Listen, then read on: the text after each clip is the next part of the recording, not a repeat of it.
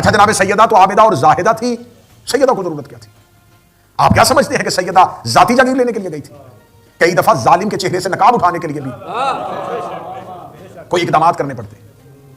इसकी उलमा ने तीसरी वजह यह लिखी, उन्होंने कहा यह वजह है कि हक लिया नहीं जाता, मांगा जाता है। हक के लिए मुतालबा करना कोई बाइस शर्म नहीं है। क्या बात है, हक है।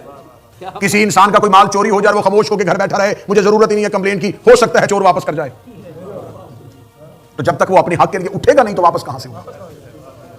अगर सैयदा अपने हक के लिए मुतालबा न करती तो आज सुन्नत बना दी जाती, सैयदा भी खामोश रही थी। ये नबी की बेटी का फेल, नबी की बेटी का फेल नहीं है, ये इस्लाम में सीरत बनना है। यही वजह है कि जो नबी की बेटी को हक नहीं देना चाहते थे, आज तक वो अपनी बेटियों को भी हक नहीं दे रहे। क्या बात है। सिर्फ जाके ये पूछे कि निसाब में किसकी बेटी हक से महरूम जा रही है। यह है सितम जमाने के साथ, यह है कुदरत का इंतकाम। जिसने अहमद की बेटी को हक से महरूम रखा था, आज उनकी अपनी बेटियां भी हक से महरूम जा रही हैं। जनाब सैयदा सल्लल्लाहु अलैहा का मुतालबा यह सवाल कि जी अमीरुल मोमिनीन जब दौर इख्तिदार में आ गए थे तो अली ने फतक वापस क्यों नहीं किया? यह सवाल किसी शिया स्कॉलर से नहीं हुआ कि मैं ये कह दूं ये फलां से हुआ था। 4 इमामों से यह सवाल हुआ और चारों ने बदल बदल के जवाब दिया। 4 आइमा से यह सवाल हुआ। पहला सवाल अबू बसीर ने इमाम सादिक से पूछा था, मौला अमीरुल मोमिनीन ने अपने दौर में फतक वापस क्यों नहीं किया? मौला ने फौरन जवाब दिया। मौला ने फरमाया अबू बसीर इसलिए कि जिसने छीना था जालिम भी दुनिया से जा चुका था और जिसका हक था वो मजलूमा भी दुनिया से जा चुकी थी। जालिम हक छीनने के बाद अल्लाह की बारगाह में सजा पा रहा था और मजलूमा अपना हक गस्ब करवाने के बाद अल्लाह की बारगाह में अजर पा रही थी। अली वो हक वापस छीन के न जालिम की सजा में कमी देना चाहते थे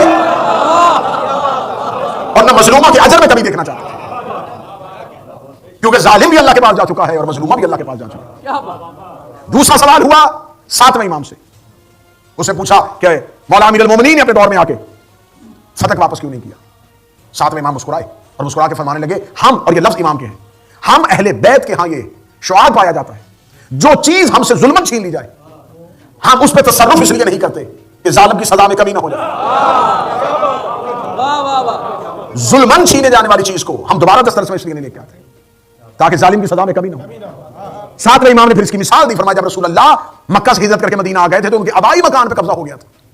जब रसूल दोबारा मक्का में गए तो पता चला कि मेरा वो आबाई घर जो मेरे बाप दादा का था उस पर कब्जा हो गया है। तो लोगों ने कहा यार रसूल अल्लाह उनका घर वापस लेके दे। फरमाया किसके कब्जे में है? फरमाया अबू लहब के। फरमाया मैं उसकी सजा में कमी नहीं होने दूंगा। वो क़यामत को भी उठेगा तो गासिब रसूल होकर उठेगा।